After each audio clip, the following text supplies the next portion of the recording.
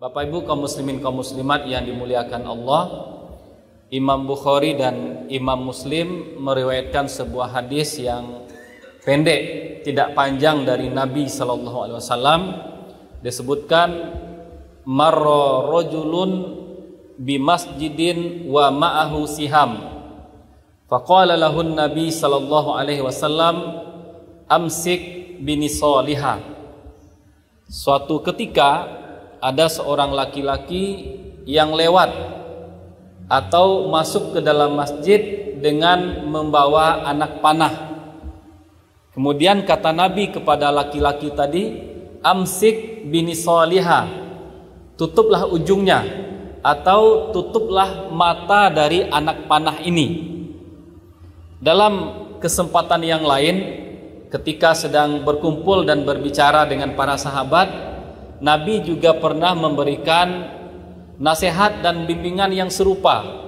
Nabi berpesan kepada para sahabat, idza marra ahadukum fi suqina aw fi masjidina wa ma'ahu nablun falyumsik binisalihi wal yakbit 'alaiha biyadi kaila yusiba ahadam minal muslimina minha syai'un.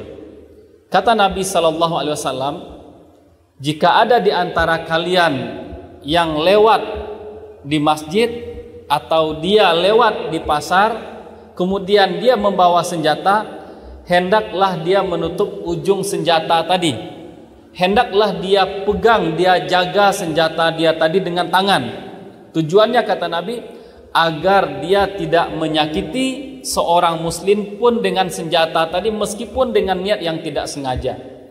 Bapak Ibu kaum muslimin kaum muslimat jamaah salat zuhur yang dimuliakan oleh Allah, dari hadis ini kita bisa melihat bahwa Nabi sallallahu alaihi wasallam benar-benar perhatian kepada kita, perhatian kepada umat beliau untuk menjaga adab-adab, meskipun itu mungkin terlihat perkara yang kecil, terlihat perkara yang sepele, tetapi Nabi ingin mengajak kita untuk perhatian kepada hal yang detail. Dalam hadis ini Nabi mengajak kita semua agar berhati-hati. Seseorang yang punya senjata, agar dia berhati-hati dengan senjatanya. Tujuannya apa? Agar dengan senjata ini dia tidak mengganggu seorang muslim pun. Agar dengan senjata yang dia miliki dia tidak menyakiti seorang muslim pun. Terkadang dia tidak sengaja, dia tidak tahu, tidak sadar, tidak sengaja senjatanya ini melukai saudara-saudara yang lain. Maka Nabi katakan, jika ada yang punya senjata, jika ada yang bawa pedang, jika ada yang bawa panah, tutup ujungnya agar saudaranya tidak terkena. Nah, maka kita lihat seperti ini. Siapa yang punya senjata, siapa yang punya benda-benda yang tajam, harus hati-hati dalam penggunaannya, harus hati-hati dalam membawanya. Tujuannya agar tidak menyakiti saudaranya sesama muslim. Maka kalau kita lihat, kita perluas makna hadis ini. Hadis ini bisa jadi acuan bagi kita yang punya kendaraan. Kita sangat sering mendengar kadang bunyi knalpot yang begitu besar, dan ini mengganggu, menyakitkan. Ketika kita berjalan, di depan kita ada mobil, ada motor yang bunyi knalpotnya begitu besar. Ini mengganggu kita yang berkendara, mengganggu yang di depan, mengganggu yang di belakang. Apalagi kalau mobil dan motor yang suara knalpotnya besar masuk ke dalam komplek, masuk ke dalam perumahan. Tak jarang di rumah-rumah ada anak kecil, ada bayi. Mendengar suara knalpot yang begitu besar, si bayi istirahatnya terganggu. Mendengar bunyi knalpot atau suara motor dan mobil yang begitu besar, tak jarang orang-orang tua yang lagi sakit, istirahat mereka terganggu. Maka hadis ini juga mengajarkan bagaimana seorang muslim itu dalam segala hal, dalam setiap keadaan, jangan sampai menyakiti orang lain, baik dengan sengaja ataupun dengan tidak sengaja.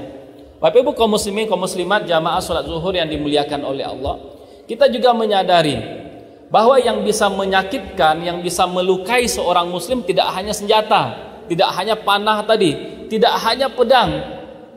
Terkadang seseorang juga bisa melukai orang lain dengan lisan.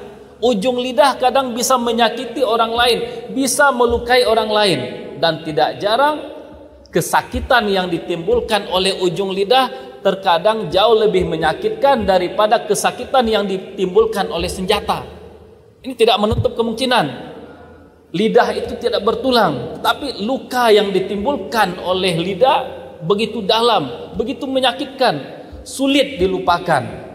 Dan di antara ujian dan juga fenomena yang kita lihat dalam kehidupan kita sekarang ini, banyak orang-orang yang suka mencampuri urusan orang lain, suka campur tangan, suka masuk ke dalam urusan orang lain, yang ujung-ujungnya nanti merusak keharmonisan kehidupan orang lain, merusak kedamaian orang lain, dan itu dilakukan dengan lisan. Kita berikan contoh yang sangat sederhana. Seorang istri yang selama ini dia puas, dia merasa cukup dengan apa-apa yang ada di rumahnya, dia merasa cukup dengan pemberian yang diberikan oleh suaminya, dia merasa puas, merasa tenang di rumah yang ditempatinya. Namun suatu hari dia dikunjungi oleh temannya. Temannya datang ke rumah, melihat kondisi yang ada di rumah. Kata temannya berniat memberikan nasihat, tapi sebetulnya bukan memberikan nasihat, tetapi campur tangan, ingin merusak keharmonisan rumah. Dan ini tidak ubahnya seperti iblis. Iblis datang kepada Adam dan Hawa. Kata iblis kepada Adam dan Hawa, kalian makanlah buah ini. Jika kalian makan buah ini, kalian akan kekal, akan abadi di surga. Katanya menasehati, tapi ingin mencelakai Adam. Dan dalam keseharian sering juga seperti itu. Datang ke rumah teman, katanya ingin memberikan nasihat, tapi bukan memberikan nasihat, merusak rumah tangga, merusak keharmonisan. Kita lanjutkan, datang dia ke rumah temannya. Dilihat, apa kata dia kepada teman yang punya rumah? Rumah kamu seperti ini ya, kamu bisa sabar dengan kondisi rumah seperti ini. Rumahnya sempit, perabotnya usang, dan kamu juga tidak pernah membeli pakaian untuk pesta, tidak pernah membeli pakaian untuk hadir di acara-acara tertentu. Itu katanya kepada teman yang ada di rumah. Kemudian setelah selesai cerita, dia pergi. Masalahnya setelah dia pergi, ucapan dia masih terngiang-ngiang oleh si pemilik rumah. Dia merasa perabot rumahnya usang, dia merasa rumahnya sempit, dia merasa tidak pernah dibelikan pakaian yang pantas oleh suaminya. Apa yang terjadi? Setelah suaminya pulang, dia protes kepada suaminya. Dia katakan, teman saya itu perabot rumahnya baru, rumahnya luas. Setiap kali ada momen oleh suaminya dibelikan pakaian yang baru, protes. Karena protes, cekcok antara suami istri, cekcok terjadi pertengkaran. Dan tidak jarang setelah pertengkaran justru terjadi perceraian karena masalah lidah tadi. Ada yang datang ke rumah mengompori, katanya memberikan nasihat. Syekh Dr. Muhammad Rotib An-Nablusi juga pernah menceritakan cerita yang agak mirip. Seorang laki-laki yang selama ini bekerja di sebuah toko. Dia puas dengan gaji yang dia dapatkan. Dia merasa pekerjaan yang dia lakukan cocok dengan gaji yang dia terima. Suatu hari datang teman kepada dia. Kata teman kepada dia, kamu bekerja di mana? Dijawab, saya bekerja di toko jam sekian sampai sekian, saya dapat gaji sekian. Dikompori oleh temannya ini. Jika itu pekerjaan kau, jika masuk dari jam sekian, pulang jam sekian, mestinya engkau bisa mendapatkan upah yang lebih besar. Upah yang sekarang engkau dapatkan tidak layak dengan pekerjaan kau. Pekerjaan berat, waktunya lama, gajinya sedikit. Bagus kalau minta kenaikan gaji. Dan temannya pergi, terngiang-ngiang di kepalanya. Kalau pekerjaan saya berat, pekerjaan saya besar, gaji yang sekarang saya terima tidak pantas. Keesokan harinya dia datang ke pemilik toko, bertanya dan protes. Saya masuk dari sekian sampai jam sekian, karena pekerjaan saya berat. Kenapa gaji yang saya terima hanya segini? Mestinya Tuhan naikkan gaji saya. Si pemilik toko karena diprotes seperti itu, dia marah. Kalau kamu ingin naik gaji, ingin ditambah gaji, mending kamu mundur. Kamu mulai hari ini saya berhentikan dari toko saya. Akhirnya apa? Gak punya pekerjaan. Dari awalnya punya gaji yang mencukupi, dia merasa cukup. Tetapi karena tadi ada datang teman, merusak, ikut campur tangan dalam urusan orang lain. Dengan lidahnya dia merusak kehidupan orang. Contoh yang lain, ini di kalangan pemuda sangat sering terjadi seperti ini. Ada seorang anak muda, ada seorang pemuda yang selama ini patuh, yang selama ini taat kepada kedua orang tua, selalu minta izin kemanapun, tiba-tiba dikatakan oleh temannya seperti ini, kenapa engkau tidak pernah pulang larut malam? Kenapa engkau pulang selalu tepat waktu, menjelang malam sudah pulang? Kenapa engkau sebagai seorang anak muda selalu minta izin dalam setiap urusan kepada orang tua? Engkau sekarang bukan lagi anak kecil. Ini sering kita temukan di kalangan anak muda. Mereka merendahkan, menganggap kalau teman-teman yang patuh kepada orang tua ini belum dewasa, maka mereka mengatakan engkau sekarang tidak lagi anak kecil. Jadi para pemuda sering punya pemahaman seperti itu, mengatakan seorang anak yang berbakti kepada kedua orang tua, anak yang meminta izin ini belum dewasa. Para pemuda tidak bisa membedakan mana yang berbakti, mana yang dewasa. Mereka mengira seseorang yang dewasa tidak perlu berbakti kepada kedua orang tua. Salah. Mereka mengira orang yang dewasa tidak perlu lagi minta izin kepada kedua orang tua. Ini yang banyak dipahami oleh para pemuda.